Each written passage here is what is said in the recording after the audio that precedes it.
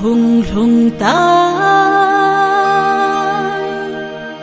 kibana Christmas chibe hung lung ta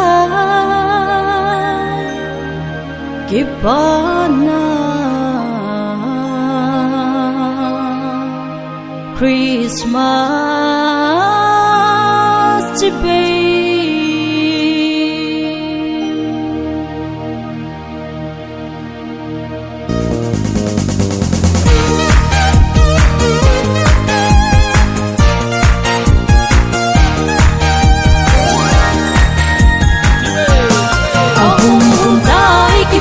Christmas đêm chi u tê lam chi u tê hung hung tai ki pana Christmas đêm chi u tê lam chi u tê malai thêm câu tên Anna Seisu Messiah bing ding Nicolau Pichu malai thêm câu tên Anna Seisu Messiah bing ding Nicolau Pichu tu nhìn Bethlehem phúc bia ở quê hương ta nào xem niềm nam la mùi thịt tê tu nhìn Bethlehem phúc bia ở quê hương ta nào xem niềm nam la mùi thịt tê hung hung tai ki pana Christmas đêm chi u tê lam chi u tê hung hung tai ki pana Christmas đêm chi u tê lam chi u tê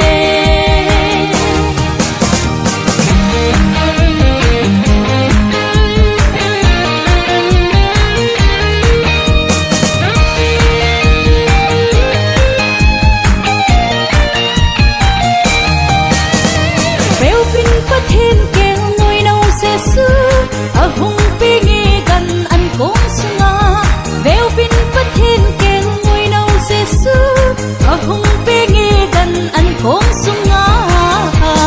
Sophie nang lê cây đi ngã kịp pana Christmas và cài lim nam la mùi thịt tê Sophie nang lê cây đi ngã kịp pana Christmas và cài lim nam la mùi thịt tê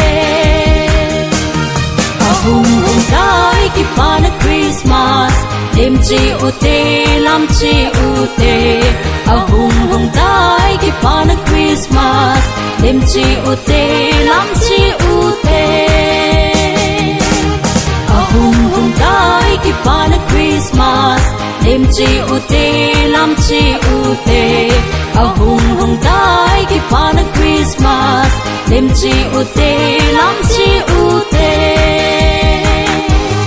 đêm chi u tê lam